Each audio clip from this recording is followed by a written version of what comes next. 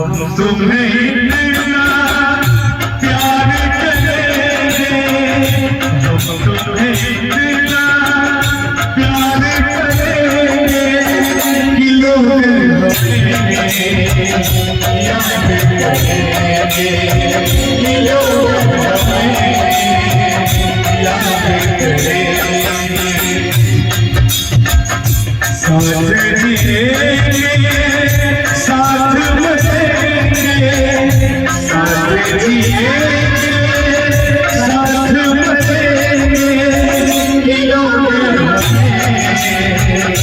याद करेंगे, कि लोग हमें याद करेंगे। भैया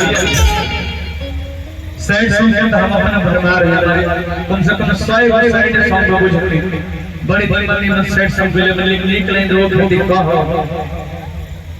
ए भैया भैया भैया हमरा लग एक भिखारी भैया भैयो हरि हरि ओरिया फूल मोहे, हरि हरि ओरिया मोहे, एक ओरिया फूल हो। आप प्यार ऐसा चीज है ना कि जब प्यार है जब खत्म है जब लोग कोई छोड़ गए की नहीं बनो ये प्यारे का मानो लाना के हां ठीक है। यहां के चैनल का नाम है हां जाए बात में हरि ओरिया फूल मोहे, एक ओरिया लोर हो। ये सभी पाली होले करे जा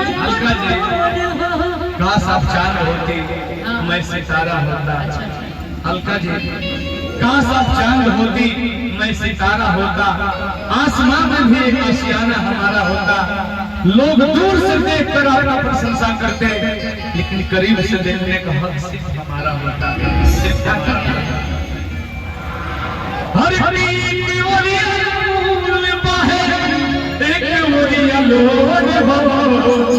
हरि कहे सभी कोई होले करे जा कठोर हो। भैया कि ओरिया फूल मोहे, एक ओरिया लोर हो।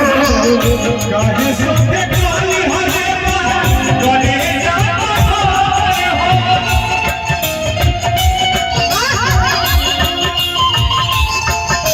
वाह भैया एक ओरिया फूल मोहे, एक ओरिया लोर हो। कहे सभी कोई होले करे जा कठोर हो। इश्क के इलाज ना, इश्क के इलाज ना जहरिया से होला। अरे क्यों मरी इश्क के इलाज ना, अरे जहरिया से होला। अरे क्यों मरिया के रोग हो नजरिया से होला। मरिया के रोग हो नजरिया से होला।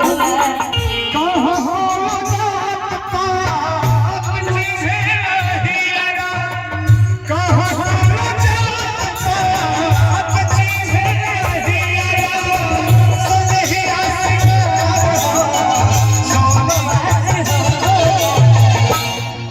ना कोनो हाथ ना बजरिया से होला।